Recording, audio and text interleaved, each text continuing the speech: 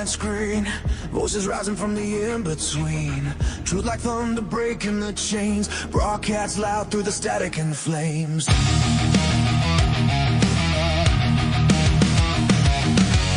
From the shadows where the outcast came, built a kingdom, built a name. No suits, no scripts, no corporate lies, just fire in hearts and war in our eyes. Turn the dial, hear the battle cry, with a spark they can't deny. We are the M4 Empire, voices rising higher and higher. From the ashes we built this flame, now the whole world screams our name. Stand up, don't back down, we wear the truth like a crown. Through the storm, through the fire, we are the M4 Empire. We are the M4 Empire. Headlines burning like gasoline, fuel for the fight on every screen. They tried to bury what we would say, but the signal cut through anyway. From late night streams to the morning cast, every shot fired, every blast. A legion formed in the common lines, an army built one voice at a time. Raise your hands, let the banners fly, this is our empire in the sky. We are the M4 Empire, voices rising higher and higher. From the ashes we built this flame, now the whole world screams our name. Stand up, don't back down, we wear the truth like a crown. Through the storm, through the fire, we are the M4 Empire.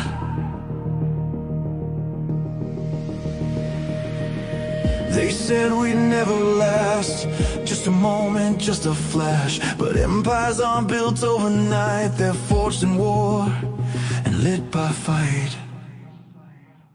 Every stream, every show, every voice that shows to grow. This isn't just a brand on air, it's a movement rising everywhere.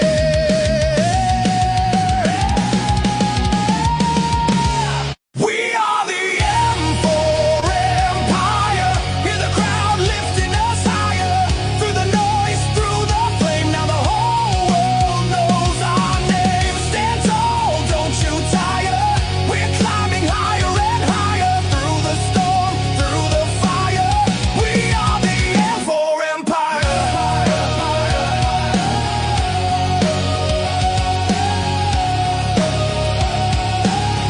We are the M4 Empire. Neon fades, but the signal stays, echoing loud through endless waves. From one voice to a choir's roar. Long live the M4 Empire!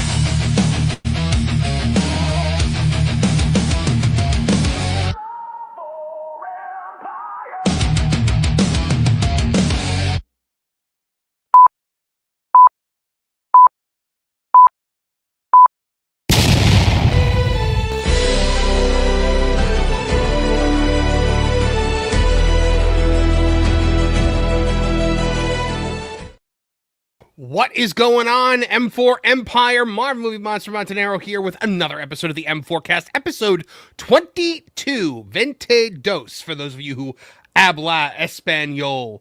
But yeah, we've got a good show for you guys today. I have seen Toy Story 5. I saw it today at Disney Springs. I'll give you guys my thoughts on it. And we're going to hear from our amazing cast who are, here tonight. And let's bring them out one at a time. And you all know who's coming first.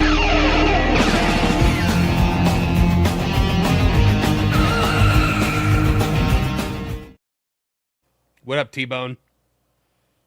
You're muted. I was on mute. I got Yeah. it before I started talking. I was like, Yeah. hi. You're. Did you like that I called you T-Bone? Oh, I didn't even notice. I think I was too busy panicking over being on mute. I said, "What up, T-Bone?" Oh, I thought it was clever. it's all right. It's no Lornicus or anything. You're right. I'll keep trying to bring myself up to your level of Please do. of humor. Yes.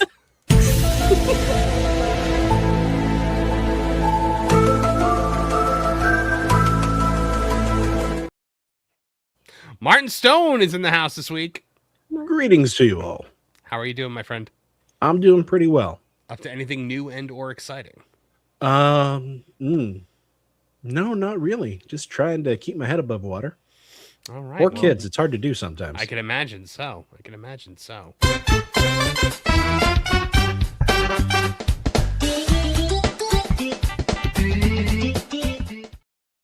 He's back, ladies and gentlemen. The one and only Nolan Thunder in the house. Hey, the restraining order expired, so I'm back. Hi. We trust you've learned your lesson. What was the moral? The true power of friendship, was it? Exactly.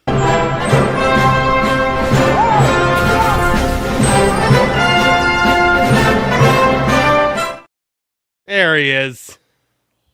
I like how you're constantly undercutting my awesomeness. How am I undercutting your awesomeness? Well, first of all, did you see me going through that trap-filled chamber right there? Yeah. Where I start off looking all confident and everything, and then running through the chamber going, ah! And Are you telling me that if darts started erupting out of the wall at you, you wouldn't do that? I would have a chiseled visage, flinty eyes. I would be calm in the face of danger and stride through the room while avoiding all of the pressure plates. So meanwhile, you take it like Count Dooku. Meanwhile, on the thumbnail, you've got yourself as this big, strong, strapping lad in the center of the picture. Yeah. Well, I get to be the comic relief sidekick helicopter pilot. Well, Lauren, that's because I make the thumbnails. Yes, You know, I know. if I'm going like- to remember that while I make them for the rest of the week. In fairness, Indy did look a little excitable when running through the darts. On the way back through after taking the idol, that's a different situation. This was So while what does entering the chamber. presence of the idol do for this? Well, the thing is that you have him coming into the Chachapoyan temple before he's gotten to the idol chamber and stolen the idol. Once he steals the idol, he triggers the last trap, and at that point, all attempt at trying to get through carefully is abandoned. You've just got to go because there's a boulder behind you. If you Maybe I had a should- boulder behind me, it would be a different situation. I probably should have done the boulder. Hold on, let me just check one more.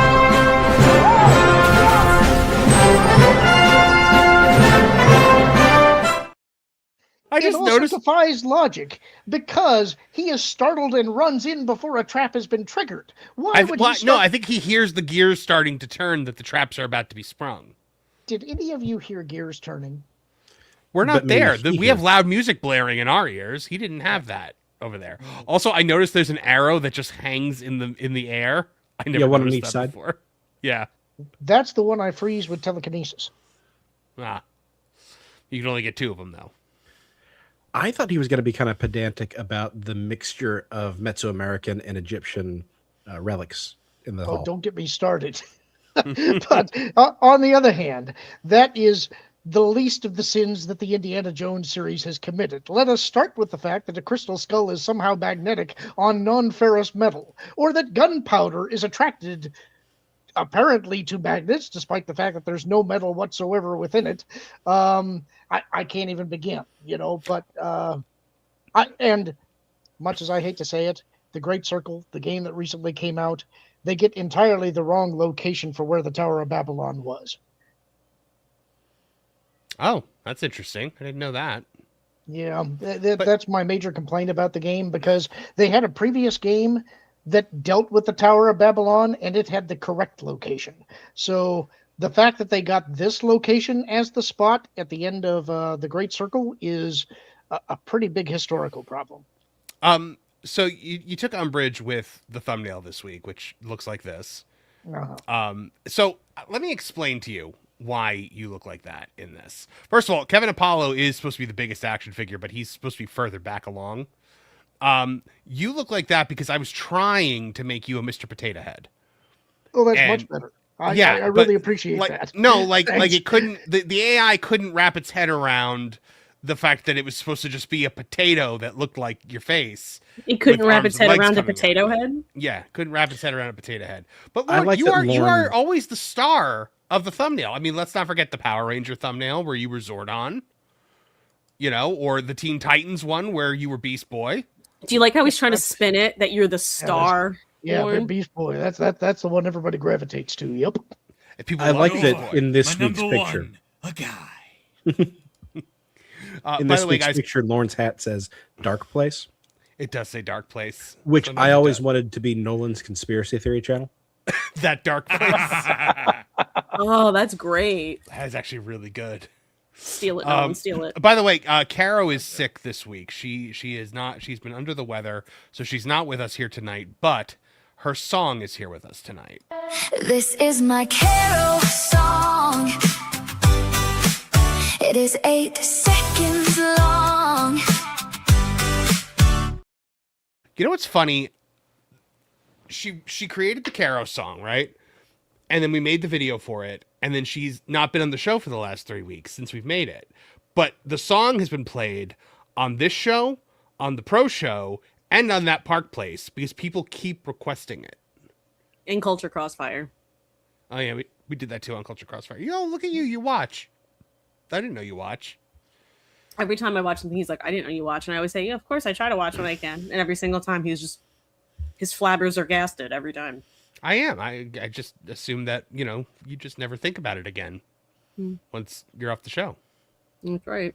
Exactly me. That's how I am. I'm kidding. But guys, look who's lurking. Real life fake wizards is Trish watches. I do, Wiz. So, Which one of you thought the other hated them? I thought Wizard hated me. You think Wizard hates you? Well, not Okay. hate. Hate is a strong word. You think Wizard dislikes you? Yeah. Okay. Yeah. Just That's a very me thing to think. That doesn't Yes. seem very Wizzy to think. Well, that sounds like my kind Wizzy? of gimmick. Speaking of Wizzy.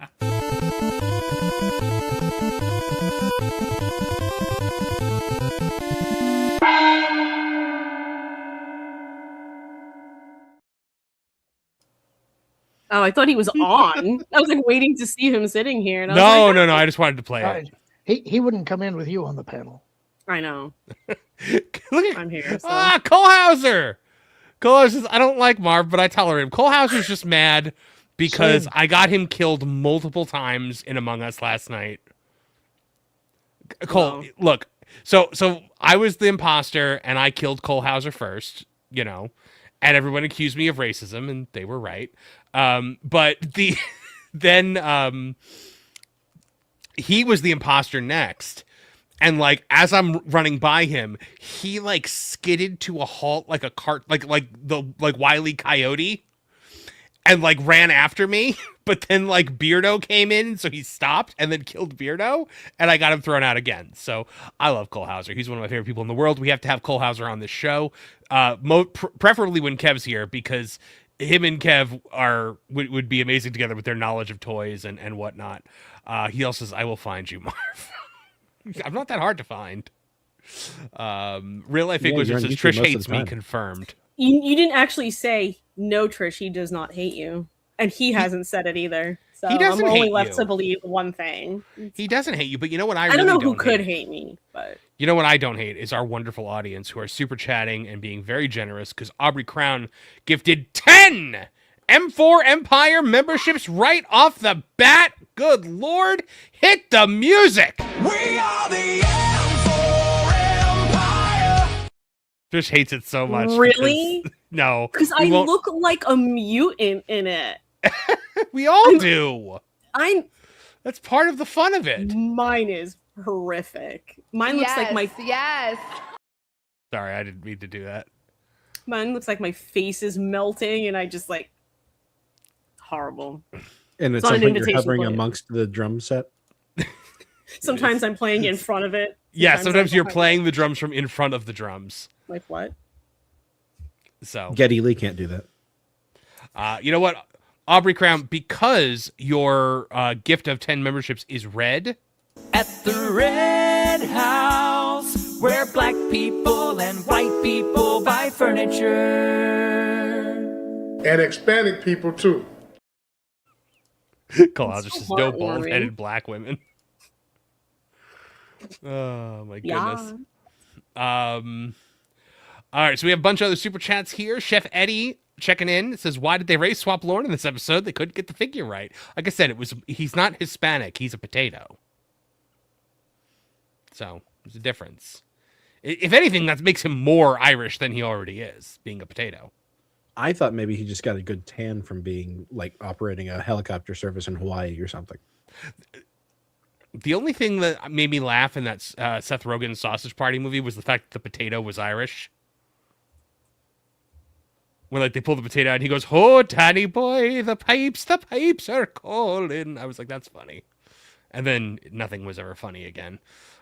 Juliet for £2 sterling says, morning the M4 Empire in chat. Good morning to you, Juliet. Mark Fields for the 999 says, to the wonderful chat and absolutely zany cast of the USS M4 Empire, I bestow upon you all the award of positive vibes. And thank you. Thank you to you, Mark Fields. You are the best, my friend. I love it. Thank you. We're award winning now. Are we award winning? Yeah, I guess we are. He gave us an award. Yeah, the award of positive vibes. We you know. It's a major award.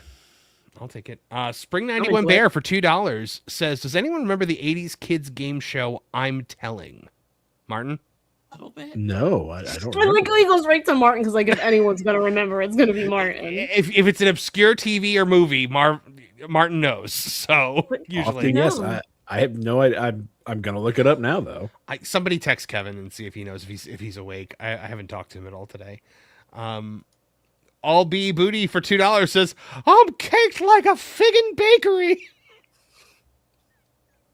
Wait, hold on, I can't. That is an actual screenshot from the Shrek 5 trailer.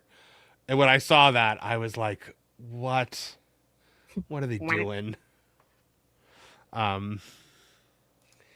First Dragon Queen for $5 is pretty sure I saved my AC today. We'll keep my eyes on it. So my travel plans might be saved. In the meantime, hugs for all. Back to you, Dragon Queen, as well. Thank you very much, my friend. And you and Kumia for the 199 says, still feeling sick? Enjoy yourselves. Man, I hope you're all right, Ewan. You've been sick for a while, man. So please feel better soon, brother. We appreciate you. If anybody wants an update, I just found I'm Telling. Please do. Update away. It was a Saban show. Did you see Nolan? I'm like, where was the budget cut? It ran for like 6 months. NBC Saturday mornings. And it was like the Newlywed Show except with siblings. Which the second I say that, it sounds super creepy. Yeah, really. But I know what you mean at the same time. Yes, siblings try to see how well they know each other. Right. Yeah. Huh. Okay. I'm assuming that Haim Saban eventually saw that they were spending money on it and was like, we cannot do this. Have you ever heard of a show? I don't know if we ever talked about it here. Cole Hauser might know it. It's called Mystic Knights of Tirnanog. Yes. Okay. So it was a Saban show at a time when they were... The Saban formula was find an action TV show from Japan, license the footage. Oh, Cole Hauser knows it. See? You know, I'm just going to send Cole Hauser the link to see if he wants to come on the show, because he's pretty much participating in the chat. But it was, you know, license a Japanese show, and then see, and then just put in, you know, the bare minimum of American footage and call it a day. Like, you know, get non-union actors who could pay nothing to. And then that was it. But Mystic Knights of Tirnanog was shot on location in Ireland with all original footage, all original action sequences. I couldn't believe that it existed. When Haim Saban got the bill for it, he must have been like, somebody's fired. Was he in a coma at the time? He must have been. It must have been like he was out and someone greenlit this, because there's no way in hell. This is the guy that they had a major hit on their hands with the X-Men cartoon. And he was like, it's still costing too much money. And sent it away to like some Korean animation house that ruined the animation in those last few seasons. Remember that? Yikes. When the animation changed? I remember it. Was it before or after the animation changed that we got the rogue scene? It was after this. Please, No, covered with scorpions. Covered with scorpions. No! Covered with scorpions! Get them off me! What are you doing to my head? There you go. I remember they did something like that with Teenage Mutant Ninja Turtles as well, because in the later episodes, you might get all four of them wearing the same color headbands, and suddenly they're talking with different voices. Because they switched to a much cheaper production house. Yeah. Yeah. If you ever like watch the Toys That Made Us episode on the Power Rangers, and you're just gonna be like, wow. And then like three of the Power Rangers, the Mighty Morphins, were the biggest celebrities on the planet, and they were making about $1,000 a week. And so three of them, Jason, Trini, and Zach, Austin St. John, Walter Jones, and Twee Trang, went to him and said their contracts were up for renewal, and they were like, we want more money. And you can't do the show without us. And he was like, oh, yeah? And then he got rid of them and got three new ones. And then all of a sudden, that was the message. You are all of you replaceable. And their characters were always like out on a bicycle trip. That's why they're not with us right now. Uh-huh. Yeah, for those last couple episodes before they were written off to go to a peace conference in Switzerland. The comics actually completely changed that and made it make sense. Because the peace conference was a cover. They're actually in deep space as the Omega Rangers. That's cool. Yeah, the Omega Rangers are awesome. I like One of my that. favorite things added in the comics. Okay, let's see. I've gotten. Oh, Chef Eddie for 5 says, here we go. All hail Trish, queen of the M4 Empire, sworn enemy of phony spellcasters, holder of the Iron Throne, ruler of the Seven Kingdoms, etc., etc., etc. ad nauseum. I love how like now Thank there's you, like a Chef Eddie. feud between you and the real life fake wizard. I mean, it's not a feud. It's a real life Like- fake feud. Don't want some. What is it? The phrase of the saying? Won't be some. Something like that. I don't. You- Don't start nothing, You won't will- be nothing. Yeah. That. You were combining that with "you want some, come get some." I don't know. Listen, Wait, which wrestler? is not Which a wrestler podcast said thing. that? I couldn't Whose even thing get the was phrase that? out, so don't even think that I will answer that. But I it would can only be hear it that in my way- head saying "you want some, come get some," and now I can't figure out who it was. Well, it will only be that way if Wizard decides to take it there because he hates me that much. But Don't start none, won't be none. thank you, Josh. That's what I was thinking. Is that what you said, Martin? I'm like not working at full mental capacity today. I think that's what I said. Oh, yeah, it was Cena. Okay, that makes sense. Wow, of all the rest of us to forget. I was like, which one of them said, "Could you smell what the Rock is cooking"? Austin 316. I wonder who said that one. Which one said that?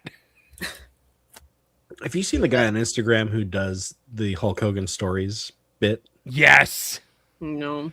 Yes, because they all sound like stories that Hogan would tell. Yeah.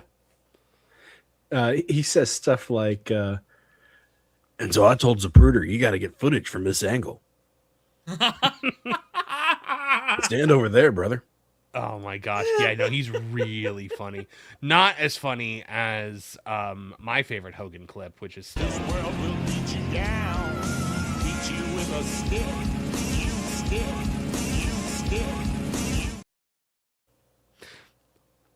one day, Trish, you're gonna panic because I'm gonna hit that clip and it's gonna be Booker T going, "Hulk Hogan, we coming for you," and you're gonna make that face. You'd be like, listen, Kevin's got to be here at the very least, okay? Very true. We need some sort of shield of some That's, kind. that's for why that I one. invited Cole Hauser. Oh my goodness. All right, guys. Well, we do typically like to start off by finding out what our panel has been watching or reading or listening to, or what kind of media you've been engaged with. So, Martin Stone, you always have something interesting. What have you been? What media have you been consuming over the last week? So I've been reading the Dorothy Sayers mystery novels about Lord Peter Wimsey. They're Such a kind Martin Stone answer. I know, isn't it? They started out as a parody of Agatha Christie, and then just kind of became their own thing. They're good, but I had finished that Dark Nest trilogy, and I started what's the one that comes after it? The one with the Karelian War. Lauren, you would know. You're not talking about the Fate of the Jedi, are you? Legacy of the Force. Right. Yeah. I'm not real excited about it so far. Characters are getting their characterizations changed a lot. Some things are happening for inexplicable reasons. It's I all actually right. liked that series. I liked it, but a lot of that was because the prequels were now done, and they were kind of incorporating more prequel content into it, kind of integrating into Luke's Jedi Order, and I felt that it was an improvement over what had come before. Right. Well, it's definitely better than Dark Nest. And I'm going to reserve judgment because I've only just finished the first book, which I just found to be okay. The Jedi are letting themselves be like tools of the state, which I kind of thought was not a thing Luke Skywalker would do. But, Just keep reading. Okay. Interesting.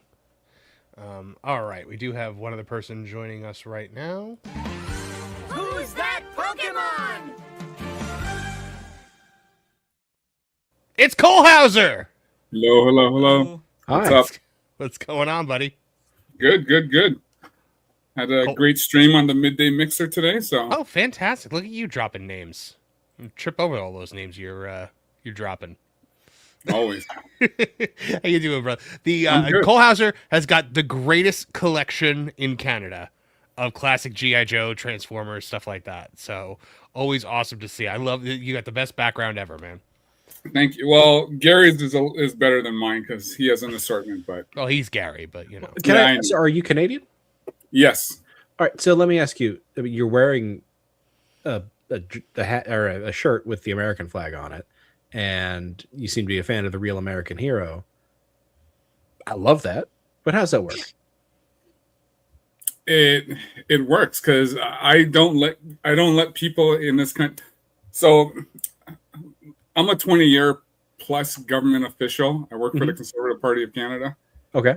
I really don't care what people think in this country about me wearing an American flag. If they don't like it, they can, Cole Hauser is a better American than most Americans that I know. Like I learned Awesome. that immediately when I started meeting him. Cole Hauser, one of the first things that we do with the panel on this show is we like to talk about what you've been watching or reading or listening to or anything like that this week. So have you been binging anything? See any movies? What have you been up to this week?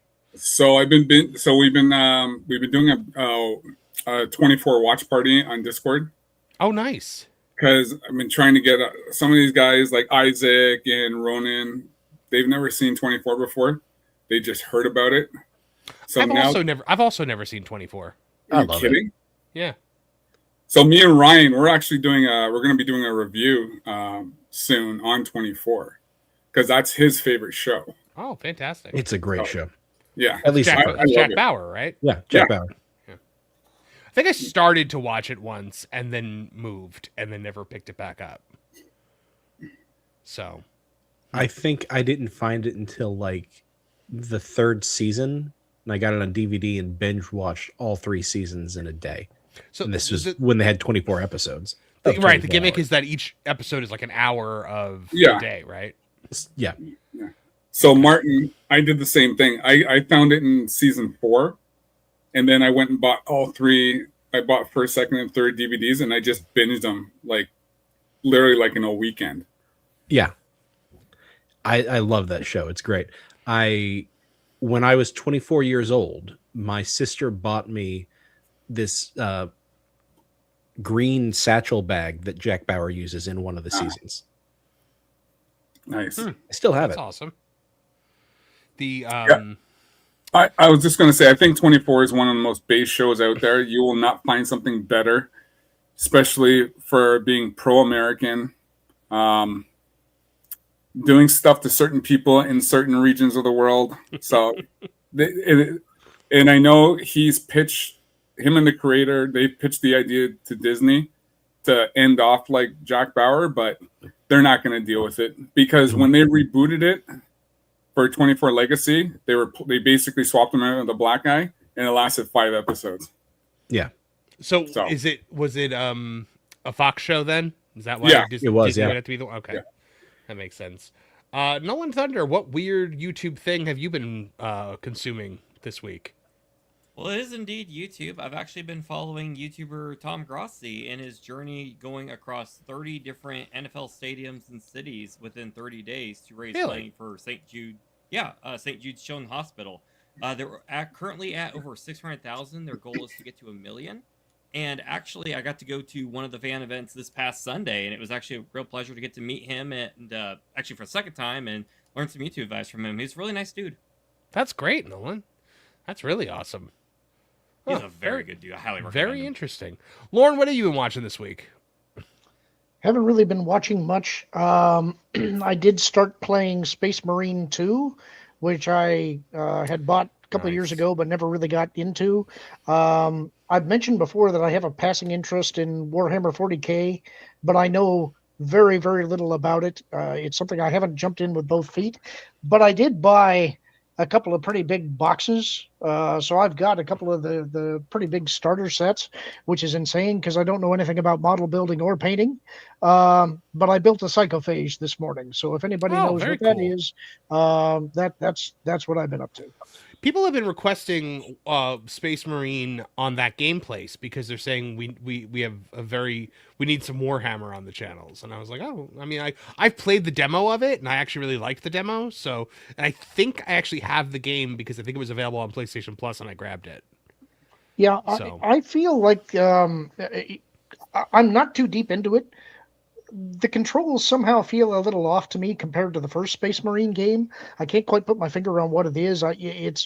It's not quite as satisfying in control for me as the first game was, but the first game was excellent, and everything that I've heard about the second one says that it just gets better. So I'm sure you'd enjoy it.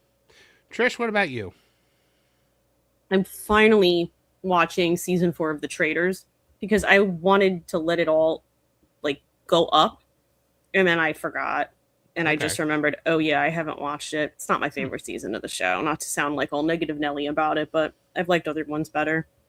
But it's still fun. Alan Cumming is just hysterical as the host. He is so super campy. And I think he's won Emmys for being a host. And I'm like, I get it. Because he's perfect for it. Right. So over in my neck of the woods, have you guys ever heard of a show called Jury Duty?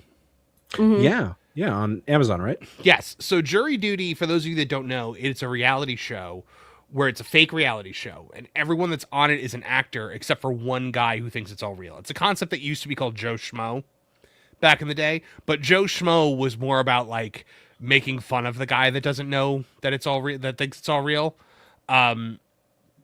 Whereas Jury Duty goes out of its way to put the what they call the hero in positions where they can shine and show what a good person they are. And then they end up giving them $100,000 at the end of it. Well, they did a second season and it was called Company Retreat. And so we watched that this past week and I really enjoyed it. It actually took everything that worked about the first season and just kind of dialed it up to 11. It had bigger space to work with because they were at an outdoor retreat, like a campsite almost, like a little resort or lodge, and not just like a jury duty room, which is what it was in last time in the first season. So I liked that, and then I also finally saw Obsession this past weekend. Oh, how was that? So good, Trish. I think you'd like it. It's I would. I'm just very me about it, so I just haven't. Yeah, but everything I know about it, I'll like it. It's your kind of creepy. You would really enjoy it, I think. But I mean, the acting in it is phenomenal. The performances are amazing. I'm really worried about the girl though that plays the lead because I feel like the Hollywood elite are just waiting to turn her into one of them. And she needs to be protected at all costs. Jimmy Kimmel already had her doing anti-Trump jokes on his show, and I'm just like, you guys are gonna ruin her. She actually has a good thing going. Please don't. But I saw that, and then I beat 007 First Light the other night. Is it good the whole way through? Because you were impressed at first. Yeah. I don't understand why everyone hates it. Okay. I don't know. Cole Hauser, have you tried it? No, I've been watching. Okay, as said, it looks like trash. So that's good enough review for me. Yeah, I know Az hates it, Mahler hates it, Drinker hates it. Like all the UK streamers hate it, so that means it probably is trash. But like, I don't know, I'm not really like a Bond aficionado. To me, like I was worried about like all the things that again, it was the marketing of it was terrible, kind of like with He-Man, where you know it'd be like it's about toxic masculinity. They were like, well, we have to update James Bond for a more modern audience, and I thought that was what it was going to be. I didn't see any of that, dude. Like he like you know he bangs two chicks like that he just meets and with you know sneaks out like it felt I would like say a James promiscuity Bond story to fits me. in with the modern audience. Yeah, Maybe. and I think what's well because then they race. Well, they basically raced and basically made M from the Middle East or from India, right, or something like that. They race swap a few characters. M There's and a whole bunch of Moneypenny stuff. are both women of color. Yeah. Yeah, I got no time like- for that stuff. Yeah, I didn't have any issue though with M being a woman because M has been a woman since Pierce Brosnan. Right, I don't have a problem with that. The problem is they had to make her. Yeah. They made her brown. You know what I mean? Right. I don't like. You know. They race swapped her, is what you're Yeah, saying. exactly. Yeah. So. Oh, and by the way, Mark, I thought you were gonna when you mentioned jury duty. I thought you meant the 1995 Pauly Shore jury duty. Oh, no. With Tia Carrera. That's all I thought when you said that. Sorry. What a phenomenal place for your mind to go. Hey, I actually like that movie. So No, but so look. Is it my favorite game in the world? No, I wish there had been more driving stuff, because like it's such a huge part of Bond. There is some driving stuff, and I don't love the controls of it.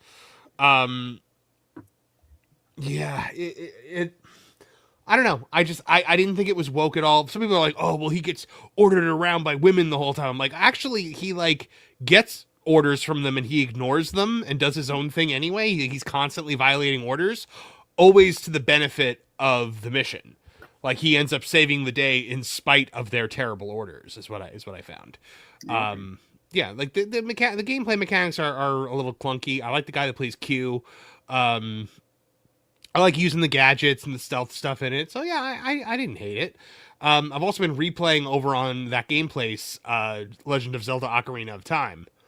Good man. And yeah, we just got to the Forest Temple, so that'll be the next one we do. But I was charged I was in today. the chat for that. Oh yeah, you were. I just got charged today for my pre-order of Star Fox, so that is going to be next week's stream. We're going to be playing some Star Fox.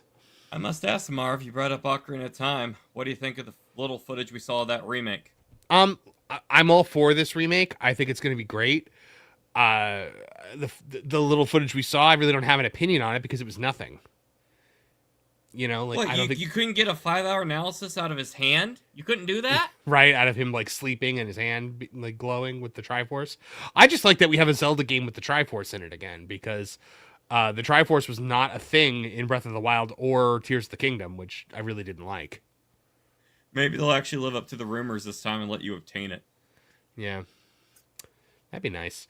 yeah, I've been playing old school Modern Warfare too. So a whole bunch of us have been playing that right now. So Oh, nice. yeah, on PS3. That's awesome. So I also today went to Disney Springs and WDW Pro and I saw Toy Story 5. And I figured now would be a good time to tell you guys a little bit about it. So a lot of people that I know and respect really like this movie. And they said that it had something to say and it was heartwarming. They are very wrong. No, they can't be wrong. It's their opinion. But I disagree wholeheartedly. I hated this movie. Hated this movie. It is here's the thing. Toy Story 3 was the perfect ending for Toy Story. Mm-hmm. Like it was the perfect like right off into the sunset kind of moment. Told the story that had to be told. And then we were done. We were moving on to other things. Toy Story 4 was an abomination. It was absolutely awful. It was a character assassination of Woody. Toy Story 5 is just Toy Story 1 again, but instead of Woody and Buzz, it is Lily Pad and Jessie. And which I didn't even pick up in the theater until Tom Connors pointed it out on social media. I was like, oh, it was actually. It is kind of The Force Awakens. To me, it was more The Last Jedi because my problem with this is Woody and Buzz are non-entities in this movie. You could remove Woody and Buzz from this movie entirely, especially Woody, and the movie is exactly the same. They are so inconsequential to the plot, to the point where when like they're the characters that you already love, and when the story shifts back to them, that's when you start being like, oh, my back's starting to hurt, you know, like, because it's just their scenes are nothing. They're so tacked on. The guy who was who created it, Andrew Stanton, he said that the original script didn't even have Woody in it, and I could have told you that from seeing it without ever having heard that, because he is Jake Skywalker. He is just there to get dunked on. He is just there to be mocked and ridiculed. Buzz, everything that Buzz does in this movie revolves around Jesse. Every like motivation that he has is all about Jesse. It's Jesse, Jesse, Jesse. Jesse is my leader. Jesse is my love. Jesse is the most perfect toy that's ever lived. And we must support Jesse, and we must go to Jesse, and we must bring Jesse home. And where's Jesse? It's excessive. The Joan Cusack sounds like she's 8,000 years old now. And so like if I wanted to listen to an old lady scream about devices, I would go visit my grandmother. Like at the end of the day, I just, this didn't do it for me. But I am not the target audience for this movie. As Mike Glass asks, but will kids go see it? Absolutely. And the kids that were in the audience enjoyed the heck out of this movie. So it succeeds in that regard. I filmed it out of the theater reaction, which I haven't posted yet. But I say in it, like, look, if you're a parent, your kids will like it. You will probably not. So bring your kids, enjoy the fact that they enjoy it, and just kind of sit there and nod along and, you know, check your smartwatch or whatever. Don't check your phone. You're in a movie theater. But the, I did not like it at all. At all. Like it's all Woody's bald and Woody's fat and Woody has to ride the small horse and Woody, you know, like everything about Woody in this was just making fun of him. And too bad. Yeah, it was like to the point where like when there's like a little wedding at the end, like Jesse is the guy and Buzz is the girl, and to the point where Jesse kisses Buzz and his leg pops, like that's literally where they're at with this. You know, back in the day, that would have been a funny enough joke, but I think things have just been taken so far. Yep. Is he touching into his feminine side like he did in Sid's house back in the first movie? No, he's not Mrs. Nesbitt. That was actually funny. There were a couple jokes that made me kind of chuckle, but you know, nothing great. Some people are like, "Oh, it made me cry," and none of it even like slightly like tested my emotions. I just I don't like how the first Toy Story was all about like friendship and trust and learning when to let go, and you know, we're toys and it's fun and there's this whimsical world and look at the arcade and we have to be there for this kid and isn't it so great? And every Toy Story since Toy Story 2 has been about the existential horror of abandonment, and I'm kind of done with that as a plot device. Mm-hmm. Like every movie can't be about you being abandoned by a kid.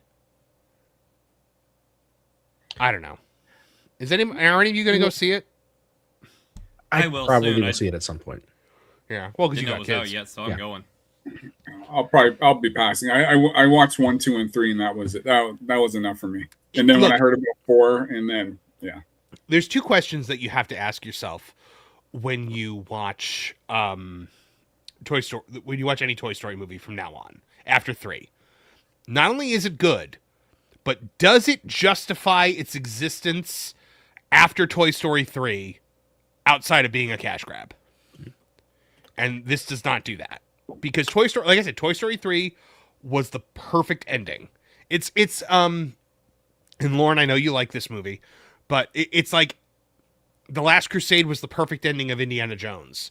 So can we justify Crystal Skull as going beyond that perfect ending? Like, is that justifiable? Lauren, would you say Crystal Skull was justifiable from that respect? You're muted. I believe so, but I believe so, but it depends on how you look at Indy's character arc. You know, there's I totally understand and respect those people that don't see it as having a purpose. And I know that the flaws that the movie has, but I still defend it. I'll say that Toy Story 4 carries its weight because it's a great way for me to show it to my boys and say, if you pick the wrong woman, you will betray everything you ever believed just to keep her happy. That's actually very true. That's actually very, very true. Nolan, you need to watch Toy Story 4 again just to make sure that you pick the right woman. Homework assignment achieved? Yeah. What's funny is like when Woody shows up at the house in this, Bo Peep is there with him to say hi and then leaves. And I'm like, is she just like showing up with him to make sure that he's not like meeting with some girl toy? Like that's what it seemed like. It seemed like the over-attached girlfriend. This takes place in the modern age, right? What do you mean by girl toy? Like a hot anime statue? Like, what are we talking here? Yeah, like that, Nolan. Exactly like that. Okay, like Hot okay. Toys. Sure. Oh, are those alive? Like, is there like a photorealistic Christian Bale Batman out there somewhere in the Toy Story land? And didn't The Last Crusade, wasn't that today? What do you mean? Didn't it open up this day? Oh, are we? Is this the anniversary of The Last Crusade? I think so. Huh. I don't know. Let me look that up. I think it is. Indiana Jones. I thought I heard about something like that this morning. Last Crusade release date.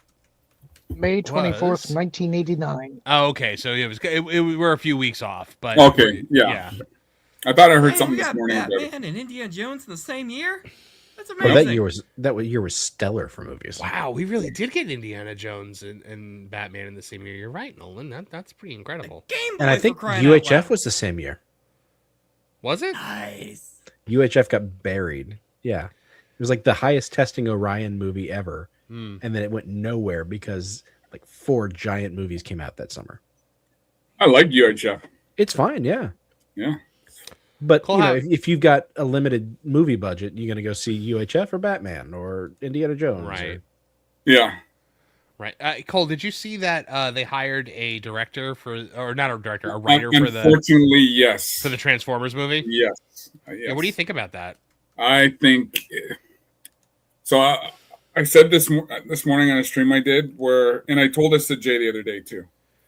I think they should just wipe G1 completely and don't even bother. Just go to like Armada or Robots in Disguise. Just forget about G1 because they've literally tortured Generation 1 Transformers and there's no point of doing it anymore because it's completely botched. You know, it's funny because did anyone see the trailer for that new Brad Pitt movie? Which one? The Something Beast. Heart of the Beast? I haven't seen it. Yeah, Heart of the Beast. Looks pretty damn good. Now, for me, if I was going to do a G.I. Joe movie for Snake Eyes, those are my 2 characters. Brad Pitt as Snake Eyes. Okay. And swapping out the German Shepherd for a wolf for Timber, because that's who he has, a pet wolf named Timber. You know, the reason why Snake Eyes Origins, and Jeremy hates that movie to a T. But the reason why that movie failed is because they race swapped an Asian character. They made Snake Eyes Asian instead of white, who he truly was. Oh, okay. So, well, you can't have the white savior. Sorry? You can't have the white savior. Yeah, right. No. So for this Transformers movie to go forward, and it's not going to go anywhere because they've completely just destroyed from the Michael Bay movies. Now, mind you, the Michael Bay movies made a ton of money. Like, they made billions. But nobody enjoyed the movies because they were just garbage. Because they focus more on the human element than the robots themselves. And that's where they've been having this problem. You know what? You give me 50 million, I can write a G.I. Joe movie and it will bang 200 million opening weekend. That I can guarantee. Because it's going back to basics. You know, and you know, they can talk about diversity and DEI. G.I. Joe already had that back in the day. It did. They had black characters. They had women leaders. They had natives. They had Asians. They had it all. So because remember the director for Rise of the Beast, what did he say? We need this movie for black and brown people. It was just like nobody watched Rise of the Beast. So well, yeah, there was even that time that our friend Kevin Apollo guest starred on an episode of G.I. Joe along with Cynthia Erivo. I was a man. Yes. Oh, yes. I was a man. I was a man. Yes. Stop saying that. You making me crazy. There you go. Hey, you didn't mention Transformers Prime in any of that. Transformers Prime was okay, mm-hmm. but Robots in Disguise and Armada would be better. Mm-hmm. Yeah, I will say this though: my kids walked out of the theater when we watched Transformers Prime as fans of the Transformers, and I didn't expect that to happen. Really, like, they wanted to know more about them. So everyone keeps asking me, because I did this on Tuesday night's main event. They were asking me, where should I start? I said start with G1, watch the first three seasons, skip the American fourth season, and go right to the Japanese Headmaster's fourth season, and then watch Victory and Godmaster, and that's all you need for a G1. That's all you need, and you're done. You get everything you need in a perfect series ending. But now it looks like the Welcome to Derry guy is going to be writing the next Transformers movie, and they're talking about bringing Bay back. Well, they've been talking about Bay. Bay is. I actually tagged them in one of, and I actually tweeted out to him, and I said, "Listen, if you want this movie to go anywhere, you got to bring me on board." Yeah, bring on Cole Hauser. Yeah. Absolutely, because man, you know this better than anybody. Do you think that Michael Bay coming back would actually be helpful for the franchise, or do you think it would just be more of the same? It'll be helpful because all he's doing is bringing star power back, and it's going to make money. But it's not. Is the story going to be any good? Like people can goo goo gaga all they want over Megan Fox. Megan Fox didn't help the series. They may have put some seats in. Put some butts in the seats just to watch her, but was the movies any good? No, they were horrible. Mm-hmm. So now they're saying that the movie that they're writing now might actually be a continuation from Rise of the Beast, which I think would be a major mistake. So what I said and I said this clear. G.I. Joe is America's top secret fighting force. They take the best of the best from the U.S. Army, Navy, Air Force, Marines, and Coast Guard. How are you bringing some kid in to be a part of that of a G.I. Joe unit? It doesn't make any sense. Yeah, nothing they do makes any sense. Yeah, so agreed. I've lost hope. So, and even Jeremy said, listen, if you're going to bring anyone in to write a G.I. Joe translator, you got to bring in Cole. And I'm not saying I'm one of the best out there, but I'm just saying I know the story. I know the lore. Okay. And I mentioned this again. Perfect example. Why was Star Trek II: The Wrath of Khan done well? Because Nicholas Meyer went back and watched the OG original series. He saw Space Seed. He's like, okay, once you watch Space Seed, Ricardo Montalban, this is what we're going to do for Star Trek II. That's why that movie was done so well and it was so good. Yeah, because he did his homework. Mm-hmm. But he also knew where to deviate. He made Starfleet a lot more reasoned than it ever was in the show. He made it explicitly militaristic, which they were trying to downplay in the motion picture and things like that. Yeah, so, some license does have to be taken, converting from TV to the movies. We all get that. Yeah, we're okay with it as long as it makes sense. Yeah, and Martin also, remember, they kind of pushed Gene Roddenberry aside because of the failure of the motion picture. And I like the motion picture. Yeah, the motion picture is fine. It's a good 1970s slow-paced hard science fiction movie that explores some big questions that were already explored in the TV show. Yeah. It's a rehash of a couple episodes. Yeah. But another reason they pushed Roddenberry aside was because he kept insisting that they should do a time travel movie where they go back to save JFK. Yeah, I remember He was that. fixated on that. Yeah. Hey, Cole, what do you think of Transformers 1? I've actually not seen it, but I've heard people love it. Oh, I hated it. I thought it was garbage. Okay. You know, I understand they brought Liam Hemsworth in to, you know, they tried to bring in some star power to make this thing relevant, but nobody liked it. Everyone hated it. Well, I wouldn't say everybody, but everyone in my sphere, they didn't like it. Right. I know a lot of normies really liked it, but it didn't make any money. Speaking of things that made no money, guys, Supergirl is coming out next week. And the star of Supergirl, Millie Alcock, seems determined to make this movie make no money. She says that she is honored that Supergirl is a queer icon as the DC film struggles to build excitement.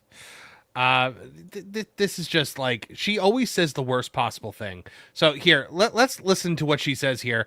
Also, I want you guys to weigh in on something when we're done here, and let me know what you think. I'll ask you in a second. Over the years, many fans have embraced Supergirl as a queer icon. What do you think is about Kara that inspires that kind of connection? I think I played a few characters that might have a potential queer through line. I have many queer friends, so honestly, I'm kind of honored. I'm honored that that's happening. But I think because she doesn't live inside the binary of what we think a woman should be, that is what makes her so special and so exciting and so new. And yeah, I kind of thought that as well. I was like, she'd do what she'd want to do in that regard anyway. But yeah, thank you. Okay, so she's drunk, right?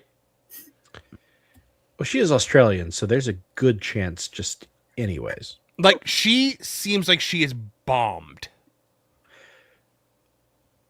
Lauren, what do you think? I think she's just being a little ditzy. I think she's into the idea that she's a female Ryan Johnson. She wants to subvert expectations. She has no respect for the source material. Yep. She's deliberately trying to irritate the fan base because she wants to get at the chuds.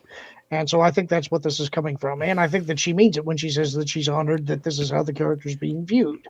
So she's just being a ditz. Oh, I think that she's being serious, but I also think she's drunk. The way she's like, I don't know. I think the way that she's like touching her arms, the way that she's like kind of slurring her words. It could be some other intoxicant. As Martin said, she is Australian. That's true. This movie has got the worst marketing I've ever seen. Worse than the He-Man movie had marketing. Because I liked the He-Man movie, but based on the marketing, I thought I wasn't going to like it. Cole, I know you liked He-Man. Yeah, I was surprised. I wasn't going to go, but, you know, Jay kept on saying, just go watch it. And I said, okay, I'll go. Because, listen, I know of He-Man. I didn't watch He-Man. Like, I saw clips here and there. Never watched it. I went, and I liked it. I actually enjoyed it. Mm-hmm. Hey, Lauren, did you see it yet? No, I have not had the opportunity. I'm probably going to have to wait for it to come out on streaming. I think that's what most people are probably doing at this point. I would rather see it at the theater. I'm just not going to have the chance. Mm-hmm.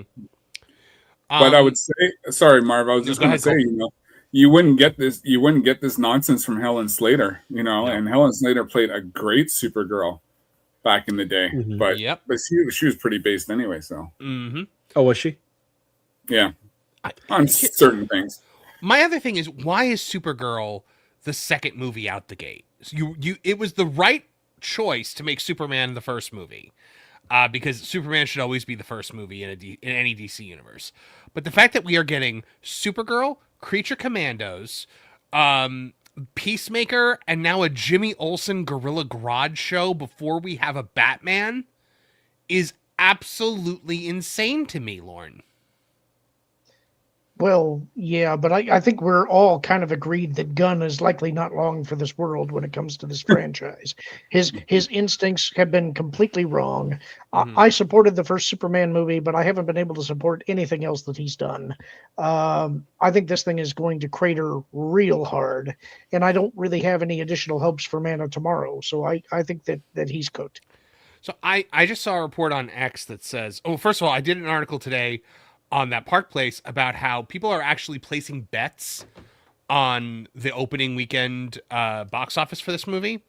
And the majority, like over, I think it's like 62% of Polymarket traders are expecting a sub $52 million,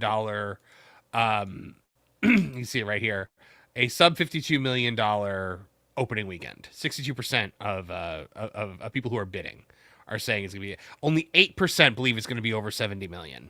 So if it opens, so the Marvels opened at 47 million.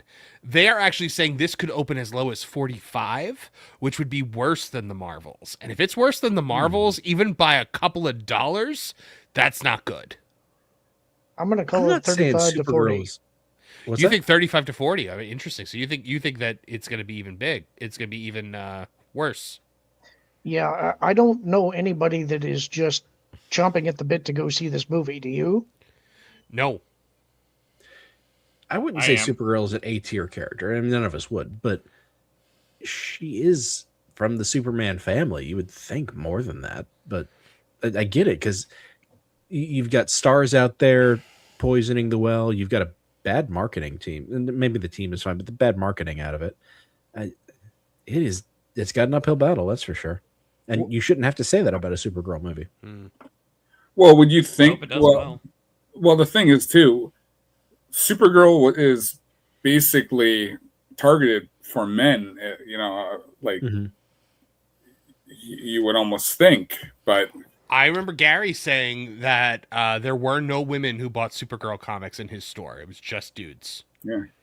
Now, well, kind of like She-Hulk. She-Hulk was a comic book for men. She broke the fourth wall. She knew exactly why you were looking at her.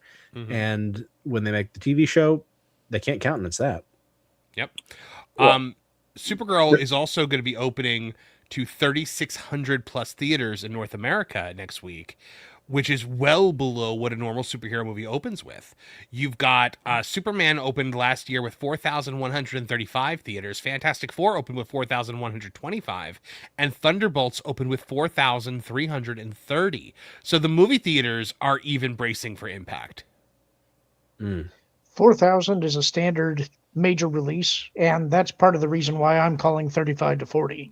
I think that they've already decided that it's going to be a flop on release, and they're already clearing screens for something else, and after the first weekend, I'll bet they pull it for more. I would agree. This is going to be a nightmare. It's going to be a monstrous bomb for DC.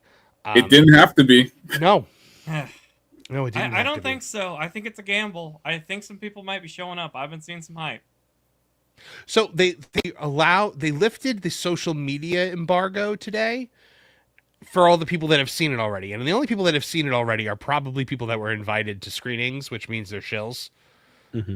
So I'm pretty sure you're probably going to see a lot of good stuff about it on the internet today. But this movie, apparently they just cut another 25 minutes out of it. I've heard there have been 10 test screenings. They've all been disastrous. Let's just say as well, 25 minutes is an enormous amount of material to cut. That's an unheard of amount of material to cut. Yeah. Which really makes me curious about what was in that 25 minutes. Yep. Look what LK said here is correct. If you didn't adapt a Tom King story, you might have had a chance.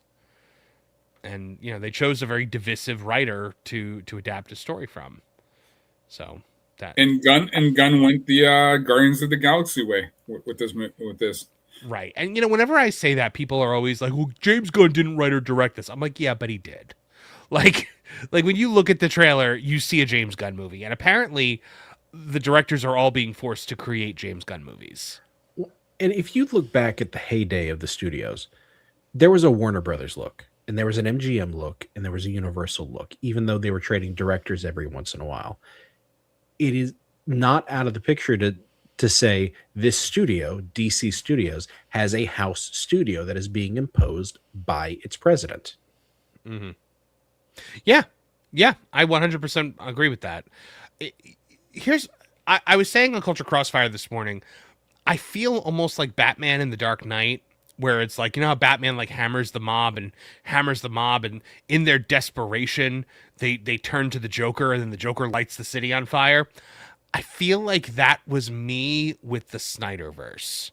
And I hated the Snyderverse so much, and I hammered it. It's like, you hammered them, sir. And in their desperation, they turned to a man they didn't fully understand.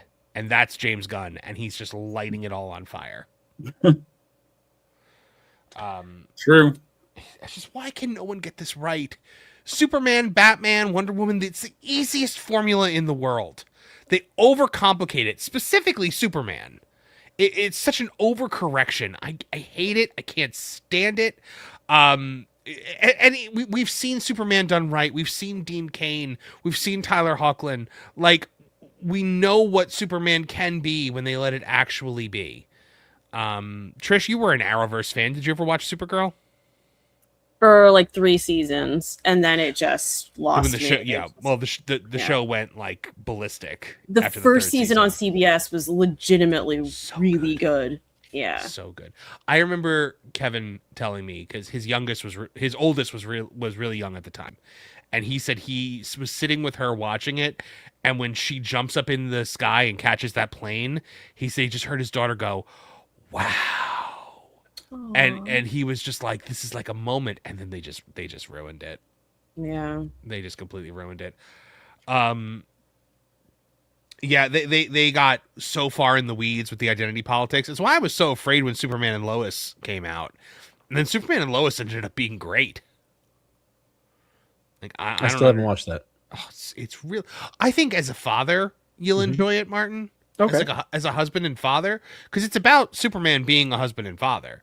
Like, it's about like how, so essentially, like, they moved to Smallville after Martha Kent dies. Okay. And he's raising the kids in Smallville. And it's, you know, yes, it's about like him being Superman, but it's about balancing being Superman with being a husband and a father. And they never girl boss Lois. Lois always has her thing to do, but man, she's so good in it.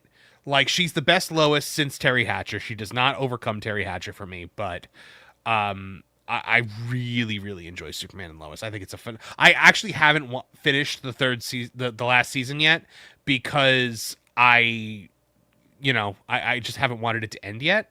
Mm-hmm. Is Lois the chick from Grimm? I think so. I liked that show. I liked her in it for most of it. Yeah. But yeah, guys, so DC is in trouble. It's in major trouble. Supergirl is going to be a horrible bomb, in my opinion. You know, we could be wrong. You know, projections are not destiny, as I like to say. But I mean, the projections have not been wrong. The projections have not sold anything short so far this summer, from what I can think of. Like, they're like Mandalorian and Grogu, I think, underperformed what they were projecting, and He-Man underperformed what they were projecting. Well, and you gotta remember too, if Superman didn't do well with a whole bunch of other characters in, there's no way this is going anywhere. Yeah, no. Nope. Like for the faults of, sorry, Marv, for the faults of Man of Steel, it was still a good movie. Could have been better, yes. Could they have went in a better direction? And like, I hated Batman v Superman. I just thought me that too. was utter trash. I never saw a more, the casting of Lex Luthor. I'm sorry, but I don't like Ben Affleck. I just think he's a leftist hack. It would have been nice to have got Christian Bale back at least, but they could have did something better with, for that attachment for Man of Steel, for within the Nolan trilogy. But they bring Henry Cavill back and they just wasted him. They completely wasted him, and then they force basically the Justice League because they were trying to keep up with Marvel. And it was just a shit show from from the end of Man of Steel on. What's amazing to me about Batman versus Superman is I feel like it has, like, I understand what it's trying to do a few times, but it goes about it in like the worst possible way. Mm-hmm. Like the Martha thing at the end. I understand what the Martha thing means, okay? I get that it's basically like when you're saying you're killing Martha to Bruce, it means that like that he is now Joe Chill, right? That he is now the murderer. That he is that he has gone too far. It's his moment to come back. The way it plays in the movie makes it seem like they bond because their moms have the same name. Mm-hmm. So do you think that is a problem of direction or delivery or just setup? I think it's the writing. Honestly, I think it was all. I think the writing was just terrible. The way that screen is, if the fact that Clark would say "save Martha" makes no sense to me. Mm-hmm. Lois should have said "save Martha," and then he's like, "Why are you saying Martha?" And then Superman should have said "Mom," or something like that. Like reaching out, saying "Mom" as if he's trying to like reach her, and then Bruce would see that this is not this evil conquering god that he thinks it is. It is actually just a guy who is a son, the way he was a son, who's about to lose his mom, the way he lost his mom. Right. Like that's the way you fix that. I think to set that up, you need an additional 20 minutes of movie. Yeah, and it's already a very long movie. Right. So the movie was rife with errors, so it was ripe with errors, and it was just ripe with Batman murdering people, and murdering people like. And then when they go into that nightmare thing, I'm like, even in the apocalypse, he's not shooting a gun at anybody. It's not happening. In the first couple of times out, he wore a gun on his hip. Yes, but that was that was a better time. Yeah, it was Tom Kane's Batman. It's not. I will take the Dark Knight Rises all day over Batman v Superman. I hate Dark Knight Rises too. That movie's crap. And when I say the first time out, I mean the original. Yeah, Batman. Batman did originally carry a gun. I know. Yeah. Okay. Yeah, I know, but we've evolved beyond that. Superman also couldn't fly originally too. I don't hear anyone arguing that he shouldn't fly. Oh, I actually don't. I actually make that argument. Yeah. No, you don't. Yes, I do. Justify yourself. The flight part does not make sense. The whole point of Superman is that he is a Superman because Krypton was a heavy gravity planet. It's not just the red sun and the yellow sun. It's also the fact that he was basically on a high gravity planet on Earth. That makes him super strong. Therefore, he can leap buildings in a single bound. That's not flight. That's just jumping really good. And that is logically consistent. There's no way that flight makes sense. I'm sorry. It doesn't have to make sense. It's just his powers at this point. Okay. They were trying to compete with Captain Marvel back in the day. So there was a lot of power. So funny. Like, could you imagine, isn't it? Like Captain Marvel outsold Superman back in the day. Mm-hmm. But also the Fleischer brothers, Fleischer Studios, didn't want to animate him landing and taking off, and so they just went to DC and said, "Hey, can we just let him fly in the cartoon?" Yeah, sure. Yeah, why not? We don't care. Well, that was one thing I liked in Man of Steel, how it showed you like when he was getting ready to fly, it was like the energy around him, like with the way everything was levitating. Mm-hmm. Like they actually showed like a physical like manifestation of the flight, and I actually thought that was pretty cool. I always thought that should have him understanding that he can fly should have played out differently. Like maybe he jumps into the air and he's in the path of a plane and he's worried that he's going to take out the plane, and then suddenly he finds himself shifting to the left or right. And that's when he realizes he can change direction. Do you think we could have got... Oh, sorry, go ahead. No, go ahead, Cole. What were you saying? I was just going to say, do you think we would have got a different... Well, we could have probably got a different and better movie if Nolan directed Man of Steel rather than Snyder. Yes. Christopher Nolan, not Nolan Thunder. Just let the record like show. Literally, I was like, Nolan Thunder directing it. What? And then I realized, no, Christopher Nolan. Well, you know what? Then, but if it was Nolan directing it, then we'd have somebody to blame for everything. We'll just point at him. Do it. This is kind of like when you guys start talking about Game of Thrones and complain about Martin. Yeah, exactly. Oh, I see. Oh, it was no one's fault. Oh, okay. I'm sorry. Well then, problem solved. There you go. The grand irony being, I hear no one now, and I don't hear Nolan anymore. You don't hear Nolan anymore? That's so funny. No. Oh, the magic's died. Yeah, Mm-hmm. you were the one that For first me. heard Nolan when that. That's I really why thought we he do said that. Nolan. I know, and now it's like you told me it's no one, and now it's gone. Now I hear it the right way. Lauren, you're not arguing though that Batman should carry a gun, right? Well, in the modern day, not exactly. However, my introduction to Batman was a graphic novel of Batman Year 2, which is where you actually got the Mask of the Phantasm from. And on the graphic novel collected series, the image was a Batman with a gun strapped to his shoulder. And that was a striking image. And that to me is my first conception of Batman. So I kind of like it when they explore that aspect of his character, the idea that he did once carry a gun. And in the Batman Year 2 story, the gun that he was carrying, he actually had to team up with Joe Chill in that storyline. And he was planning to murder Joe Chill with the gun that he carried. And that happened to be Joe Chill's gun, the one that he used to gun down Thomas and Martha Wayne. And at the end, he can't do it because he's Bruce. And I just love that aspect of the story. And I love the mental image of Batman carrying.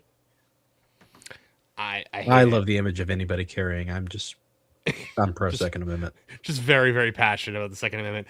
The only thing that I hate more than Batman with a gun is Superman murdering people, which, and yes, I know there was a comic where he killed Zod. Not every comic is good. But I did not like him argument killing bugs Zod. me about so many things because there's 100 years of some of these comics at this point. Mm-hmm. Yes, you can find a justification for anything. I hate that he killed. The only thing that stops me from loving Man of Steel is him killing Zod and the tornado thing with Jonathan Kent. I thought that was the dumbest thing. I see what Snyder was going for. Yes, but that's not the lesson that he's supposed to learn from Jonathan Kent's death. Totally agree. Jonathan Kent's death is supposed to be by him dying of a heart attack in Clark's arms. It is, I have all these powers and I couldn't save him. They literally say it in the Christopher Reeves movie. That's the lesson, is you can't save everybody. Here's the thing, though. It's like, did you ever read Legends of the Dark Knight, Venom, that storyline? No. Okay, this is where Venom actually got introduced as a drug. This was before the creation of Bane. Right. And the story in this one is that Batman is trying to save a little girl from someone who's abducted her and is going to do nefarious things with her. And he fails. He's not strong enough in the moment to rescue her, and she dies. And it screws with him such that he becomes obsessed with becoming stronger. And he hears about this new drug, Venom, and he starts taking it and becomes addicted. And the storyline is he's got to overcome his addiction and get himself off of Venom. If you're contrasting Batman and Superman, you put Superman in that situation, he's going to find the way to get through it and not kill somebody. He's going to rescue the girl because he's going to find the way to do it. Batman, in most cases, would do the same. But if it comes down to it and he can't, he pulls the gun and he shoots the perp. And he's going to feel guilty about it, and he's not going to like it. But I believe he would do it to save a child. I don't believe that of Superman. I don't know. I disagree with that.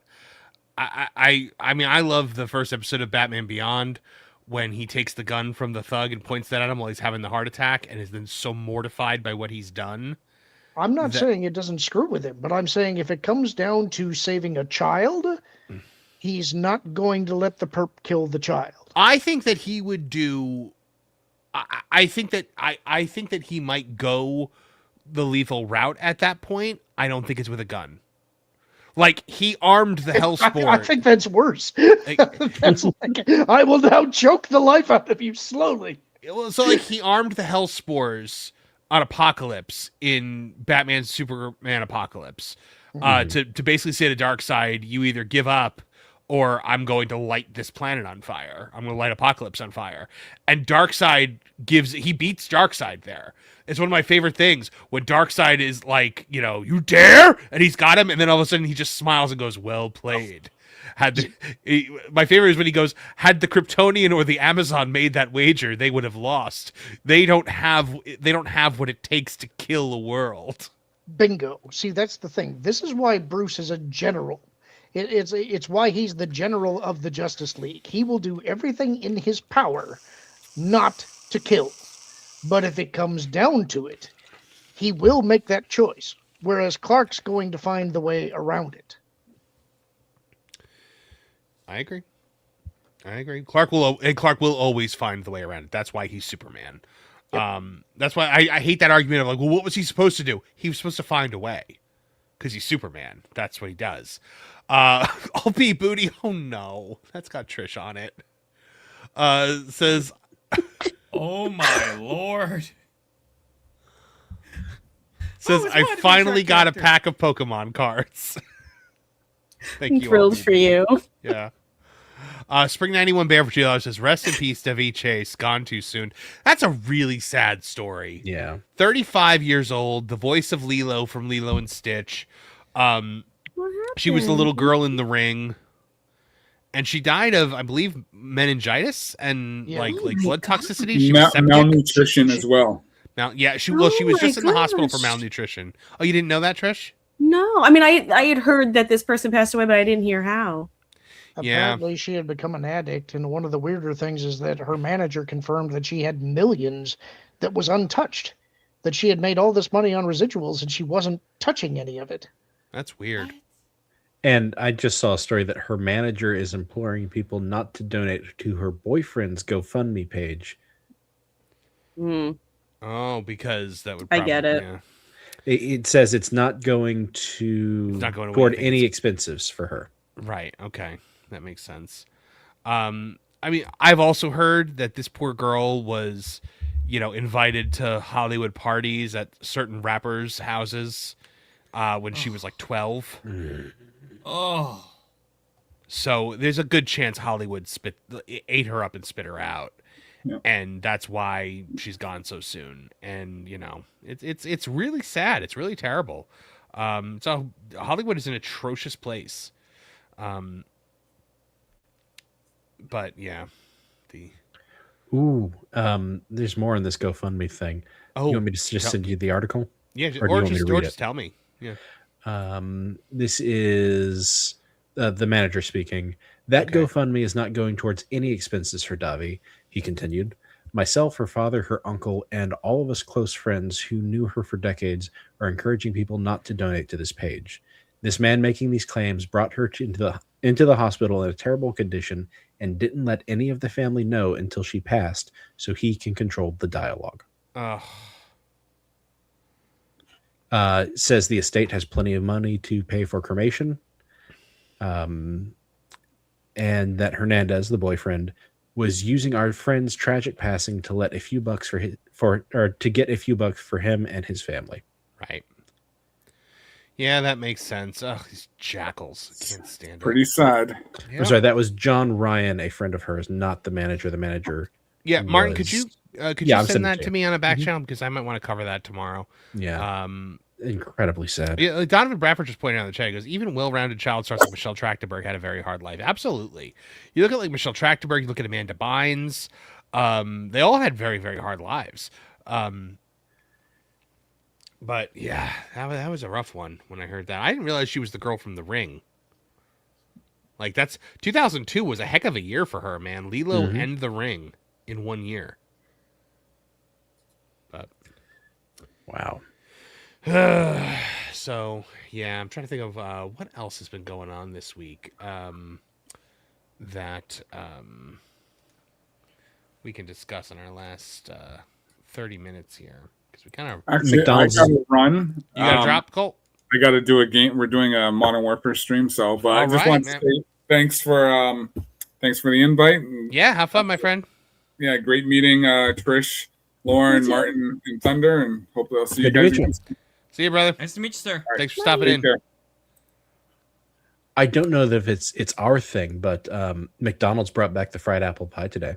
They did bring back the fried apple. They got rid of the apple pie.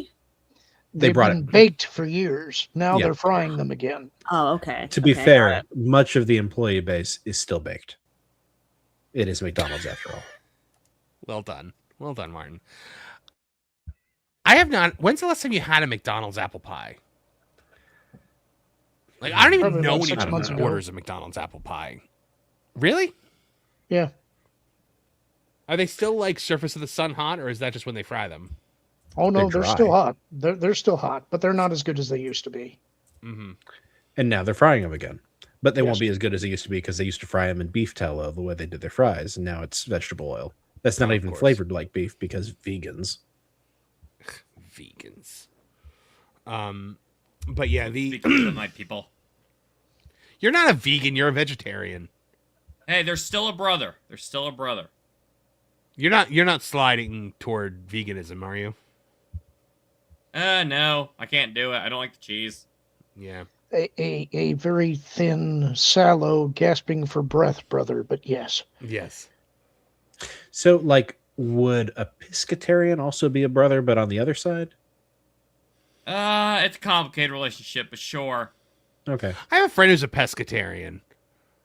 And I could probably be that. What is a pescatarian? They eat nothing but fish. Fish and vegetables. God. Italian for pisce. What a wretched existence. Yeah, no, that would be the worst I for love Lauren. fish. Lauren does not like fish. I love it. Just think of them as swimming chickens. No. I like catching them. No. I don't like eating them. Do you throw them back? I'm in the same boat. It's sort of like chickens.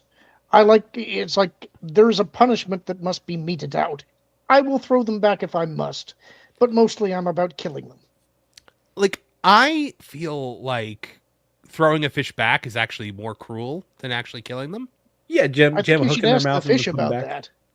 So here's the thing, like really think about it, right? Like, you're a fish, and let's put it in like, human terms here. You're walking down the street. There's a cheeseburger floating in front of you. You take a bite, and it stabs you through the face, pulls you off the earth into an environment where you can't breathe, that you never even knew existed, held aloft by a creature that appears to you to be some kind of god. It rips the thing out and throws you back to earth, and then you have to just go about your life. Thankfully, I don't think fish have very long memories. Yeah, but for those 30 seconds, like, it's traumatized. And you'd have a great story for like 2 minutes, and then it's gone. 30 seconds of an awakened fish, and then it goes back to sucking algae. Great. Yep. Really think about it. Like, it's like getting pulled into outer space. Yeah. Fish do jump out of the water to try and catch bugs. They are aware. Not all fish do that. No, not all, but you're making it sound as though they are completely unaware of this other environment. They clearly are not. I think they're unaware of everything. They're fish. Well, yes. In that sense, yes. They are barely conscious. Real Life Fake Wizard says that I think Lauren loves catfish. I've heard that too, actually. For those of you who don't know, Lauren ate some catfish over the last week, and he doesn't like catfish. Argentum says sushi is the best. Fish is the best. Sushi is the best. I do love sushi. Lauren does not. I have been now to 2 all-you-can-eat sushi restaurants with Lauren, and he has eaten chicken at both of them. Not just a little chicken either. I love sushi. That's my death row meal. Me too. I am like craving it right now. Why are you on death row? Well, it's like your last meal. When they finally get her. We should go for a Japanese steakhouse sometime. With the amount Marv likes to accuse me. Yeah, that's a good idea, Martin. I just heard what you said. Yeah, I was just saying, a Japanese steakhouse. Sushi, steaks, whatever you want. Everybody's happy. Nolan, do you like fish sticks? Don't. Yes, Stop. but I don't need them because I'm not pescatarian. But yes, I do. He's just trying to get you to say something. What are you, Stop. gay? What are you, a gay fish? Said you like fish Look at sticks. that face. That face is priceless. You're putting fish sticks in your mouth. It's a bit of a reach, but okay. Sure. You gay fish. We're all in I someone's knew imagination. exactly where you were going. Thank you, Filoni Outpost, for reminding me that existed. What is Oh, sorry, Filoni that Outpost hat. doing here? I don't know. For Filoni Outpost, is there like a? Is there? No, a I think gathering of this Filonis? account. I think this account is mocking Ryan Kinnell, with the person he hates the most in front of Ryan Kinnell's logo. Well, that's that's the okay then. that's the RK Outpost logo, but with Dave Filoni wearing a rainbow hat. I'm good with it then. I'm trying to imagine a gathering of Filonis, and that's a disturbing. Yeah, that image. would not be good. Douglas Nutt for $10 says, Marvin, can you continue covering Gunn's antics as a deranged Joker on Culture Crossfire? It was hilarious and a fine use of your skill as Hamill has gone quieter. Yeah, I started just talking about all the things that James Gunn has done this morning on Culture Crossfire, and I started doing it in the Joker voice, where I was just like even to the point, I'm like, he's the Joker because he's burning it all down, but also because he's making lame jokes that only he finds funny. Like, Okay. Tim Meadows can't tell the difference between birds. He's got bird blindness. That is 100% a James Gunn joke, and I can see it being a Joker joke. Joker. And he is lighting large piles of money on fire, like the Joker did. The avatar is cute. That is a cute squirrel. I like squirrels. Do you like squirrels? I just like animals, really. My They are delicious. My grandfather was obsessed with stopping the squirrels from getting to his bird feeders in the Poconos when we had the cabin up there. And no matter what he did, the squirrels always got to the bird feeder. Until one day when he hung it on a line between two trees, and the squirrels could not get to it, and they were dive bombing it. Yeah, just jumping squirrels. I loved it. Did you see Pizza Hut is for sale? Yes. Are they That's going an to interesting actually thing. get bought and bring back all the stuff we actually like? except for I am franchise hope. locations? Here's the thing. I'm hoping that whatever company buys them, their CEO is some elder millennial who all he wants is to bring back classic Pizza Hut. There is a franchiser who's got 80 locations that is bringing back the Tiffany lamps and the red cups and the whole bit. There is one, I think, within 2 hours of me, and I'm thinking about it. Would I drive 2 hours back there and back for Pizza Hut? Maybe. Especially if I read enough books and I can get my personal pan pizza. Yeah. Somehow an earned pizza tastes better. It did. I mean, I read a lot of words to get that. You know what? Part of my love of books started from reading books to get personal pan pizzas at Pizza Hut. That informed what I was going to do for the rest of my life. I like reading Rainbow. I think an unearned pizza tastes better. Well, the pizza you steal off your brother's plate is the sweetest of all. That is also true. Now, I would also love it if these, if they would try to mass produce the Eureka's Castle plastic hand puppets.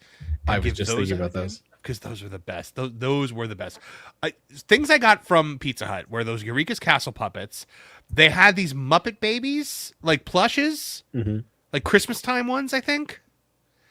And they had VHSs of the old X-Men cartoon. I remember I got Night of the Sentinels, Deadly Reunions, and Enter Magneto from Pizza Hut. That is amazing. That reminds me of how there was a Kraft macaroni sweepstakes they had when I was little, and if you turn in enough box tops, you get the Phantom Menace on DVD or a miniature of the Polar Express. It was so cool. Before they did the Eureka's Castle one, they did Land Before Time. They did. Oh, core memory unlocked. Mm-hmm. Fascinating. All right.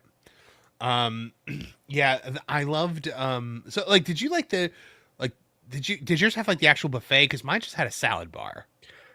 Yeah, we had the buffet. We also had the tabletop video games.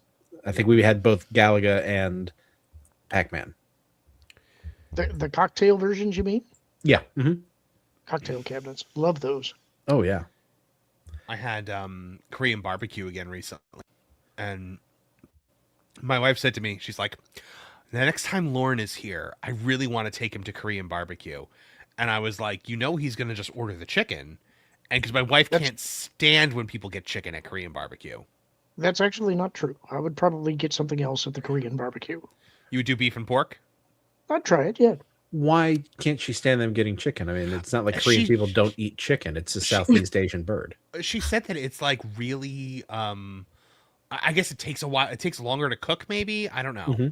Like there's something where she was just like, I remember she's always just like, you don't get chicken at Korean barbecue. Like it's apparent, like other like Asian people that I've talked to have been like, yeah, no, you don't get the chicken. Right. I mean, I don't think chicken is a bird you barbecue anyways. You barbecue I think it's beef I and think pork. What? Yeah. Whoa. Well, barbecue chicken is a thing. Why? Right. Explain. I just think beef and pork hold up better when you barbecue them. Have you ever had a barbecue chicken sandwich? I have, but I don't. I like mustard-based barbecues myself. Oh, Carolina style. No. Oh yes. No. Yes. No. Oh yes. I honestly, I think it's a thriftiness thing. I think it is the fact that the chicken is the cheaper meat, and you want to get all the premium beefs and porks while it's all you can eat. I think that's where it comes from. But I just think pork is the best meat to barbecue. It is 100%. I actually did I tell you guys I smoked a pork butt recently? My wife wants me to try to smoke a whole chicken, and I have to look into how to do that. But I do want to. I think maybe this weekend I'm going to try to smoke the pork butt again because I want to perfect it because I want to do it on the 4th of July. I think that's a good idea. Yeah. I mean, we're not going to have 250 again. Beardo gave me some amazing advice on how to like finish the smoked pork because Beardo's like the barbecue master. Yeah. So I gotta because you're supposed to cover it in a pan and then finish it either in the oven or keep it in the smoker because you don't want it to crust anymore, but you want to bring the internal temperature up to like a certain amount so that the like the tendons and stuff like that all melts. He said to basically not just put it in the oven, but to put it in the pan with it, put like a whole bunch of different things that the pork will then absorb. Yeah. Like one of them was Dr. Pepper. I know that. It was like Dr. Pepper and Worcestershire sauce and barbecue sauce and like all this stuff that the pork could then like take in. I like Dr. Pepper and a lot of people use it. I generally substitute Cheerwine for it. Okay. Lauren does a barbecue sauce with Dr. Pepper that he's given me the recipe for that I want to try. It is amazing. I guarantee you, if you make it, you will love it. I'm going to have to try it. What was it? Oh, so I saw this one movie last weekend also before I saw Obsession. It's called The Furious. Have any of you heard of it? Yes. Yes, from your show. From me talking about it, yeah. It is the best action movie I've seen in a decade. Like, it is so good, and more people need to see it. Like, I'm trying, like, Wizard keeps saying he's going to go see it, and I'm like, freaking go. Because I need more people to talk to about how good The Furious is. I'll see if it's in my area. You should. I think you would like it. It's just very violent. So I shouldn't take my 7 and 10-year-old. I mean, you got to teach them that violence exists in the world, but probably that was always my position. That's why G.I. Joe is so important. Yeah.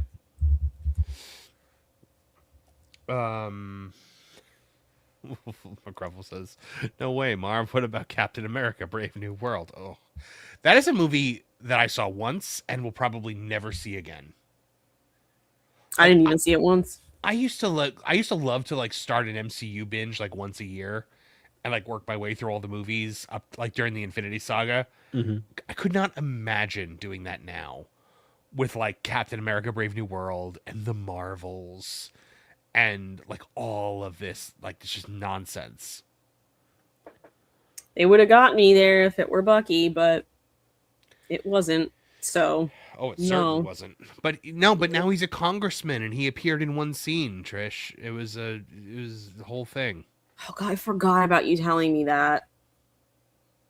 At least he had a bit of a role in the Thunderbolts. Yeah, New Avengers as it was relabeled. That was stupid. But I still stand by liking that movie. I know people liked it. I mean, it's not like the best one they've ever made, but I like it, and people talk crap about it. I'm like, okay. You mean the Thunderbolts? Yeah. It's a fine movie. Like, yeah, but like people were like, dude, it's horrible because they're all horrible now. But I'm like, I didn't think that movie was horrible. I didn't think it was like top tier, but I saw it with Lauren and Nolan and I liked it. I liked it. The thing is, it's a 50-50 movie. The first half of the movie is completely forgettable. The last half was an amazing movie. Mm-hmm. And it made me wonder what happened here. It was a really good, you mean. It was a good depiction of like what an anxiety attack is like. Yeah, it was. To the point that it was like I had some uncomfortableness watching that scene in the theater. But that's what made it good. It was like I think in a way it was the most honest depiction of what that feels like. Yeah, I wasn't really expecting that movie to do that to me. It's one of the few films I can think of in recent years that really make you think, you know? A lot of them are just too much face value. It actually gives you some thought and lasting appeal. Yeah, and like there was no character in there that I didn't like. Mm-hmm. Like there was no like, you know, obnoxious character. Or like the way that the new Falcon guy was in Brave New World, where I was just like, oh, why do you exist? I didn't even finish watching the Sam and Bucky show. Like it was really bad. Finish watching that. It was really bad. I watched the first episode and I turned it off, and I remember thinking, why couldn't he get a loan? That makes no sense. Yep. And I just never went back to it. An Avenger can't get a loan because he's black. Yeah. And then we later find out Scott sold a book and he's doing really quite well for himself. Yeah, exactly. And it's stupid. Yeah. You got to do better, Senator. No solutions given. Just you got to do better, Senator. I've seen that clip a lot. Yeah. Mm-hmm. Well, I mean, like the end of the thing, like the girl in it is the freckled Jesus girl, the one that Disney loves because she's like every race all put together, and like the Megazord of actresses. Yeah, she kind of is. She's like a woke ginger Megazord. And albino, and I mean I don't know if she's actually albino, but she looks albino, like an albino African American person. But they love her, and so she's the villain in that. But they keep being like, "You gotta stop calling them terrorists." They just blew up a hospital. Like that's what they are. Sam, I'm sorry you don't like it, but and you know, U.S. Agent did nothing wrong. No. John Walker did nothing wrong in that. He killed throughout those movies. Yes, that one and Thunderbolts. He's right almost all the He time. did nothing wrong in Thunderbolts. No, and in Thunderbolts they clown on him a bit too much. Mm-hmm. Like it's a lot of like Ghost and Black Widow like rolling their eyes at him and being like, "Oh, this guy, this man." And it's like, you know, within the realm, it's like you have some nerve, Ghost. I don't think anyone remembers who you are. Yeah, seriously, you're just lucky to be here at this point. Like, well, and then when they're running around saving everybody, he's the only one that really puts himself in danger. Yeah. I don't remember enough about that, but I'm not questioning you. I can't remember that far. I'm hoping that we actually get to see the Sentry do something in Doomsday. Oh, did you guys watch the Spider-Man trailer? Yes. Yeah. What do we think about that? Because I thought actually the last really one liked looked that. good. Yeah. I really liked that trailer a lot. I've liked every Spider-Man movie. So have with I. Tom Holland. So. I know there's a lot of people that don't like the Tom Holland ones, but I'm like, look, the one I like the least is the Mysterio one, and I still like that one. I liked all of them. Yeah. This is the one thing that they're putting out, and I realize it's not just them because Sony, but Well, yeah, it's the one thing. Well, I'm just not as worried about it. My hope is that this movie makes more than Avengers Doomsday. That would be good. Yeah. It'd be tremendous. When does it come out? July 31st. I'm probably not going to see it in the movie theater, but we'll see. So a month and I'll a half. see it eventually though, because I legitimately like Tom Holland Spider-Man. So I will see it eventually. So guys, I have a theory, but I might wait until Lauren gets back to talk about it. But yes, Mark Ruffalo's in it, and I rolled my eyes when I saw Mark Ruffalo. But I like that the Savage Hulk is back. I like that he looks like the Hulk again, from the Avengers. Mm-hmm. So here I have a theory. I do not think that the mutation is the neogenic nightmare. No, I think it's the so? no. I think it's the symbiote. I think the symbiote has bonded to him, and his body is adapting to it. And then in the final fight of this movie, when he fully bonds with it, the suit is going to turn black. I wondered about that because I did see in this trailer what looked like some images that looks like Venom. But either way, this is the first Spider-Man movie that I'm not interested in. Because really? I never liked Venom as a character, and I like the idea of going to Man Spider even less. So I don't think it's gonna be Man Spider. I really think this is the symbiote. I think this is how we get it. Oh my god, I remember you guys mentioning, was it Man Spider and the Lost Guys we did about the canon films? Didn't you guys see Man Spider? And I was like, it was like Man Bat. Trish, good job. There is a Man Bat also. Yeah. I know, and I said that I was like, is this like Man Bat? And they were like, yeah. Pretty much. This is the first Spider-Man movie with Tom Holland that I have had no feeling for, and I've loved his portrayal in all of the Spider-Man movies so far. So I'm kind of so you didn't like this trailer?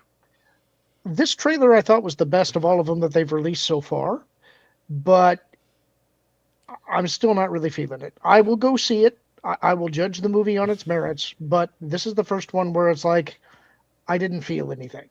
So I would love it if this movie would have like him and MJ. I would like it to be like at the end of it, he saves her, they become friendly again, but she doesn't get her memories back, and they're not together. And then he moves on in the next movie. I don't think that's going to happen though, because I think that now that they're married, I think they just want to be the two of them all the time. See, I guess part of what's turning me off is that I really hate the idea of him now having the organic web shooters. I never liked the organic web shooters with Tobey Maguire. I think that's temporary. Maybe so. I will say that if you're right that it's the symbiote, I like that better. Because you know when he had organic web shooters? When he had the symbiote. And if you're right about the suit going black at the end, you're right, the theater will erupt in cheers. Yep. I won't be one of them. I'm not a Venom fan, but I will understand why people like it. If they go Man Spider, I'm out entirely. Well, they're not going to go Man Spider. They're not going to do body horror in a Spider-Man thing, I don't think. But like, Wizard was like, well, why wouldn't you promote that? I said they will after the first weekend, because you're going to go see it because it's Spider-Man. This is what they did with Tobey Maguire and Andrew Garfield. They could have put that out there from the beginning, and then the movie would have been front-loaded.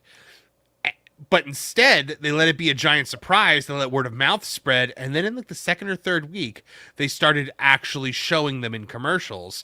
And that's why the movie didn't fall off. Yeah. Because and like it brought I said, more people in.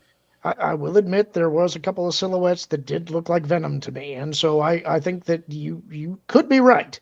And if they did that, that would work better for me. And actually, okay, here's another reason why that works now that we're talking about this. Their next big movie is Doomsday, but after that is Secret Wars. And Secret Wars is where the Venom suit was introduced. So I'm telling you, he's going to have the black suit in Secret War. So and this was supposed to take place between Doomsday and Secret War. Like this movie was supposed to release between the two movies. If that's where it is timeline-wise, then you're absolutely right. That's got to be the direction they go. Yeah, I really strongly believe this is the symbiote, and like it's just like it's taking his body time to adjust to it. And man, I'm telling you, if whoever he's fighting in the end, if that suit all of a sudden turns black, it will be a massive explosion. And it's like the actual black costume. Okay, with, so with the big white spider on it. Is this going to be the what's his name? The guy that played Venom in the Sony Venom movies. Tom Hardy? No. Yes, Tom Hardy. No. They'll have their own Eddie Brock eventually. Right. Well, because that Eddie Brock is from a different universe. They established that in Homecoming. Yeah. Or No Way Home. Yeah. Though I heard in Venom 3, they get rid of the little piece of symbiote that gets left behind. I'm going to say right now, I think Tom Hardy's going to come back, because let's not forget, with No Way Home, originally in one of their script drafts, that he was going to be a part of the finale. Yeah, but they couldn't do that. And those movies are terrible, so... They are not terrible. The Venom movies are terrible, Nolan. No, did you ever even see The Last Dance? Me and Kevin liked it. I did not see The Last Dance. I saw the first one, and I saw the Carnage one, and when I saw what they did to Carnage, I was like, I'm done. I'm probably the biggest Carnage fan on the panel. I agree. That film was not good, and it left you feeling bad. But I tell you, Last Dance wasn't bad. When Carnage was a lovesick puppy dog over Shriek, I was like, nope. Absolutely I just not. like how I waited years and years to see Carnage on the silver screen, and I just got basically a video game cutscene of him. Like, it was the laziest thing you'll ever see. Mm-hmm. Do any of you remember a crossover DC Marvel with Batman, Spider-Man, Joker, and Carnage? Yes. Yeah. Hmm. That was a good one. Yeah, I vaguely remember that. Didn't like Carnage and Joker team up? Yeah. Mm-hmm. And art too. Even Joker thought Carnage went a bit too far. I knew one of them thought the other went too far. I wasn't sure which way it went. I think that was the way it went. I could see it. Like, Carnage doesn't have any redeemable traits whatsoever. Yeah, no, Carnage is pure chaos. And that's why I don't think the MCU will ever do Carnage, because you can't do Carnage without it being rated R. 40's Mandalorian says they may make Flash Thompson Venom. I will revolt if they do that. It's got to be Eddie Brock. But if it's gonna be Eddie Brock, they need to make Eddie Brock happen quickly, because you can't introduce Eddie Brock in the movie where he becomes Venom. That's what I liked in the 90s out cartoon. Before this, is there? What? There's not anything out before this, is there? I don't know. The guy that played Ezra in Ahsoka is in this, and he is MJ's boyfriend, and you could make him Eddie Brock. Well, I don't know. yeah, but you're saying that you have to introduce him before this movie.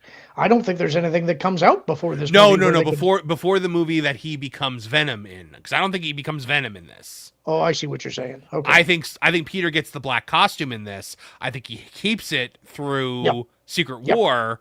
We start seeing how the costume affects him, and then in the next one we get Venom. Yeah, that makes sense. Let's also not forget, Matt Gargan was Venom at one point too, and he's in this movie. Yeah, I don't want that either. Wait, so the guy that played Ezra in Ahsoka is quite a bit older than them, right? I don't think no. I think he's right around where they are. Okay. I guess maybe it just looks like Tom Holland is younger than he is. Yeah, I think so. Yeah. Okay. And look, I know a lot of people didn't like that guy as Ezra. I actually didn't mind him at all. I thought he looked like the character. I didn't like the way they wrote him, but I thought he as a performer was fine. Yeah, it's good to make those distinctions sometimes. People can be in stinkers of movies, but do well in them. Oh, I see. Josh Hammond says Joker thought Carnage was crass because he just wants to kill without a gag or a punchline. Right. That makes sense. That does make sense. Just Jay says Deadpool versus Carnage comic. It's implied that Carnage killed a family 2/3 of the way through the story. It even makes Deadpool stop and go straight. Oh wow, that's Carnage should be just the most irredeemable character in all of Marvel. So I don't know. I would love to see, and because the way that I would do it, this trilogy is black costume in the first movie, which is what we're this movie coming up. Then I would do Venom. We get Venom in the second movie, and in the third movie we get Carnage, which is where Spider-Man and Venom have to team up. Will they surf the web? Hey, Stop it. I think I'd prefer a Don Carnage movie. Very nice. I love Don Carnage. All right, guys. That's about all the time we have for tonight, I believe. Let me just make sure we don't have any. Nope, we are caught up on supers. So Martin Stone, what do you guys got going on over at the Lost Guys? Well, we've been on a bit of a hiatus, but since Nolan's timeout is over, I think we'll probably get back to making episodes. Hey, you're the one that said it at the beginning, man. Well, hey, I mean, the legal system is complicated, okay? But when we get back to it, you'll be able to find those episodes on That Park Place, the channel, and then a couple of months later, they'll be released for free on T3PO. Yep. Nolan Thunder, what do you got going on? I have a new episode of Lost in the Files, hopefully dropping here very soon. I'm hoping to get it out before a trip I have coming over at 2 Minute Games in Philadelphia later this month. So if any of you want to meet me, I'll be in that area with the YouTube people and the gamers. But I'm hoping to have the episode before. If not, it should come out sometime early July. Nolan, you should travel to South Carolina for Southeast Game Exchange, where we're all going to be. Ooh, I need to look into that. Lauren, what do you got going on? We'll have the Lauren and Apollo show tomorrow night. We're going to be covering the cinema of 1987. Fantastic. And how did it go running the pro show last night? I think we did okay. I kind of screwed up a couple of little minor things, but I don't think that it interrupted the flow of the show at all. So I think it was all right. All right, Trish, what do you got going on? Not a lot up here, apparently. Martin mentioned Lost Guys. I'll be on Lauren and Apollo tomorrow for the movies because 1987. We're getting into my world now. I'm still working on our next Crime and Punishment episode, which is going to be on Richard Kuklinski, the Iceman. So that's going to be a fun one. He was a hitman for no particular organization whatsoever, but did kill a lot of people. So, we will talk about it. Trish, you're so nonchalant, and on Paul McCartney's birthday, too. I know. It is his birthday. Happy birthday, Paul. How old is Beatle Paul today? 84. Wow, God bless him. Ringo's older. Ringo's going to be 86. Yeah, but God doesn't bless Let's him. go, my boy, Ringo. Yes, he does. I know. I'm kidding. I'm just trying Don't to you start with me. How dare you? Thank you, Nolan. Emma and his all-star band. Are they both still performing? Yeah. That's crazy. I mean, they don't do giant 3-year world tours or anything, but yeah, right. They go around. Okay, cool. Paul had one not that long ago, I don't think. Just going around. Sounds good. For me, guys, make sure to check out videos on the M4 Empire. I'll have a Toy Story out of theater review for you guys tomorrow. Probably dropping tomorrow morning because it's all done, ready to go. I just have to hit the button. What else? We have got we've got Extra Magic with Jonas and Marv tomorrow at noon, except it's not going to be with Jonas because he's not available this week. So I believe it will be Extra Magic with Caro and Marv. And you know what that means, guys. It means you're going to be hearing a certain little ditty. This is my Caro song. It is 8 seconds long. So buckle up for that. Also, guys, in July, I don't have the dates right off the top of my head, but you can definitely look it up. Southeast Game Exchange in Greenville, South Carolina. You'll be able to meet myself, Lauren, Real Life Fake Wizard, Pro. We'll be doing a live episode of Culture Crossfire, a live episode of the Pro Show. We'll be, Caro and I will actually be, Carol Brown will be there too. We will be hosting a live writing seminar for aspiring writers. So make sure to come out to Southeast Game Exchange. It's going to be a great time. All right, guys, thank you very much for joining us. From all of us here at the M4 Empire, I thank you for your attention, and we'll catch you in the next.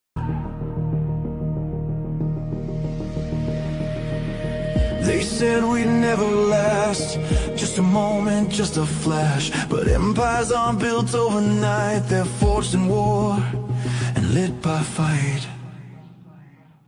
Every stream, every show, every voice that chose to grow. This isn't just a brand on air, it's a movement rising everywhere.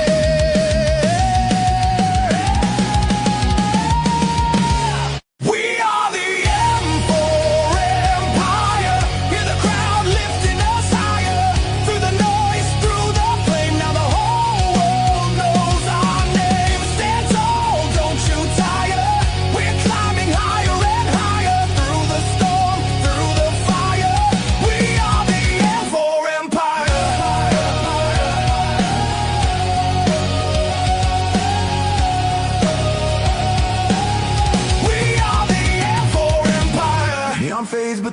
signal stays echoing loud through endless waves, from one voice to a choir's roar.